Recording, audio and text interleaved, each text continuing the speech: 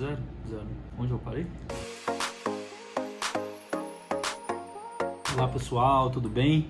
Mais uma semana para a gente contar aqui o que rolou de muita atividade, muita luta e mobilização no nosso Mandato da Esperança. Na semana passada, no último episódio, eu cheguei a comentar que nós faríamos as plenárias da Esperança e fizemos no Cruzeiro, Sobradinho e Planaltino. E nesse final de semana, no sábado, fizemos mais uma etapa das plenárias, agora em Taguatinga. Um espaço para ouvir, escutar, mas também organizar as ações do nosso mandato em cada cidade do Distrito Federal. Essa semana tivemos a primeira edição do projeto nessa legislatura Câmara das Cidades e começou em Ceilândia, que fez aniversário também, 52 anos. É muito importante que a Câmara Legislativa escute os moradores, a sociedade, as lideranças das cidades para acolher aquelas demandas. E falamos sobre isso nessa sessão. Mais importante do que também a escuta e o acolhimento é brigar e lutar para que essas prioridades entrem no orçamento. Por isso, a nossa briga e a nossa luta para que a gente volte a ter o orçamento participativo, inclusive combater o que nós tivemos nos últimos anos, essa história de orçamento secreto que o Bolsonaro inventou no país, que a gente sabe, um escândalo de corrupção que trata o orçamento público sem nenhuma transparência. Semana também CPI. E essa foi uma semana agitada. Tivemos com o ministro do Supremo Tribunal Federal, Alexandre de Moraes. Foi uma conversa muito importante para inclusive pactuar os trabalhos da CPI com as investigações, o inquérito que também está no Supremo Tribunal Federal, para a gente tentar entender e desvendar quem financiou, quem organizou e quem permitiu que os atos do dia 8 criminosos, golpistas, acontecessem na nossa cidade. Aqui na CPI, na oitiva, eu e o Coronel Jorge, responsável pela inteligência da Polícia Militar, e questionamos porque o apagão que aconteceu nas forças de segurança, ele não foi por acaso. Alguém apertou o botão do interruptor, alguém desligou o disjuntor. É muito importante que a gente entenda aonde estava a tentativa de golpe à democracia brasileira, quais os tentáculos dela, tanto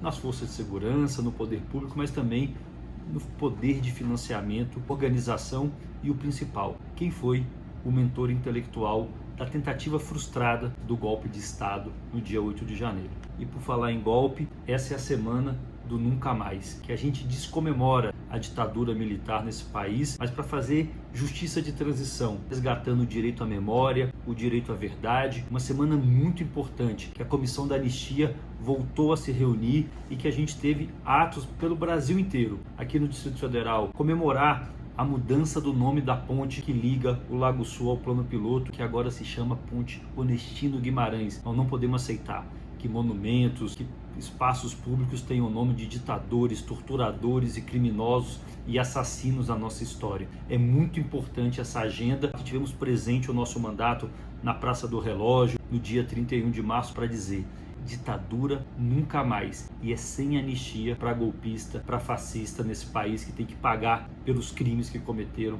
contra o povo brasileiro. No plenário da Câmara, nós destacamos algumas questões muito importantes. A primeira, do reajuste dos servidores públicos, e cobramos do governo do Distrito Federal uma proposta que seja de diálogo e concreta para os servidores públicos. A proposta de 18% parcelada em 3 anos é insuficiente, porque ela não cobre a inflação dos 8 anos de congelamento e nem a inflação desse período ou a inflação do último governo ibanês.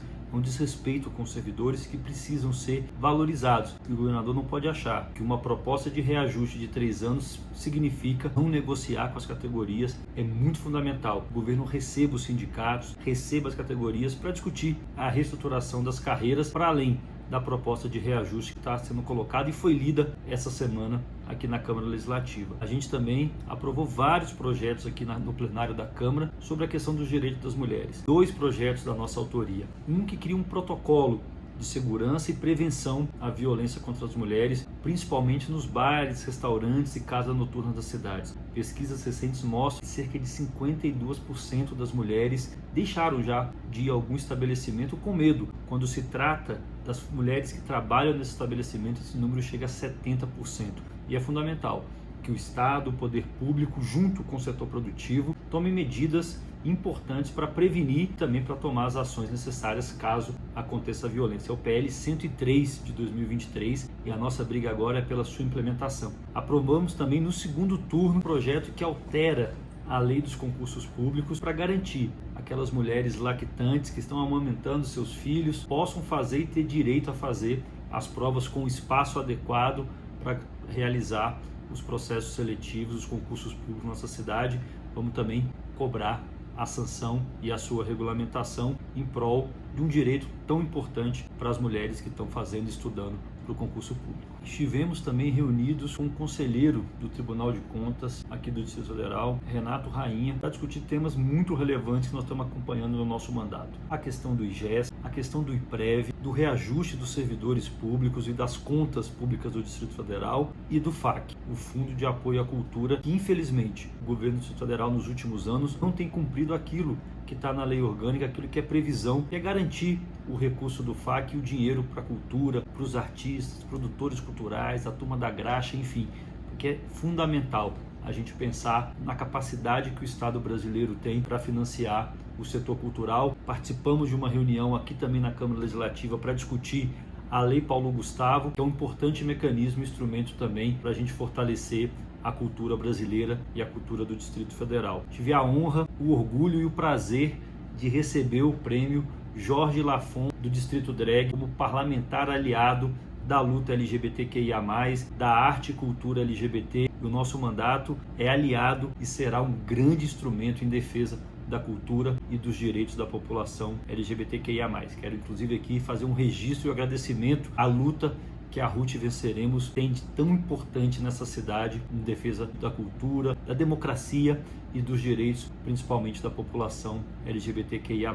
Conte com a gente, nosso mandato é aliado e parceiro dessa luta. Tivemos também na nossa Comissão de Educação, Saúde e Cultura um debate muito importante de avaliação sobre o início do ano letivo nas escolas públicas do Distrito Federal e vários problemas que nós identificamos. Não chegou o dinheiro das escolas via PEDAF, problema na entrega dos uniformes, transporte escolar, as salas superlotadas, pouca capacidade da Secretaria de Educação de responder a essas demandas e esses anseios. Nós vamos fazer a Comissão de Educação um instrumento, né, dessa mobilização e dessa luta para cobrar da Secretaria de Educação que garanta o direito à educação aos nossos jovens, às nossas crianças, mas também respeite os profissionais. É preciso ter uma agenda de diálogo com os profissionais da educação que hoje, infelizmente, continuam sendo muito desrespeitados na nossa cidade. Participamos também de uma série de conferências da saúde nessas etapas regionais rumo à conferência distrital para a gente construir o plano distrital de saúde que tenha e pense a saúde pública no Distrito Federal para os próximos anos, e uma pauta é fundamental. É preciso acabar com esse modelo de gestão que fracassou, que é o IGES. Vamos brigar muito para fortalecer o SUS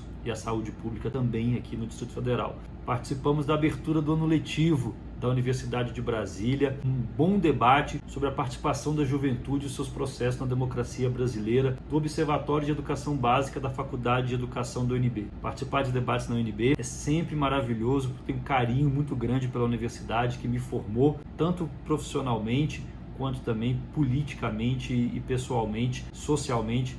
Tenho muita gratidão ao papel que a Universidade de Brasília cumpre na nossa cidade, na formação que é tão importante para o país em defesa da ciência, da cultura e da educação pública. E também estivemos na Sindicop, na estrutural, no galpão da Central das Cooperativas de Catadores e Catadores do Distrito Federal, junto com o superintendente da SPU, para pensarmos em soluções para essa pauta e essa agenda tão urgente em defesa do meio ambiente, mas também em defesa dos direitos dos catadores e catadores de material reciclado, e pensar nessa agenda de reciclagem, nessa agenda ambiental que é tão importante para a nossa cidade. Infelizmente, esse governo federal também nos últimos anos tratou tão mal e com tanto descaso essa agenda ambiental. A gente torce e luta muito que agora com o governo Lula nós vamos retomar uma agenda de proteção do nosso meio ambiente, de reciclagem e, fundamentalmente, os trabalhadores que estão na linha de frente. E os catadores são muito importantes nessa agenda, nessa construção e nessa cadeia em defesa do meio ambiente. Bom, foi muita agenda, a gente segue na luta, segue aqui nas redes, continue nos acompanhando. Se você está vendo do YouTube, não esqueça de curtir a página e ativar o sininho. E se está vendo do Instagram ou de outra rede social, comenta, curte e compartilha com os amigos e com as amigas. E até semana que vem. Grande abraço. Sou TikTok agora. Só não termino fazendo a dancinha aqui, ó.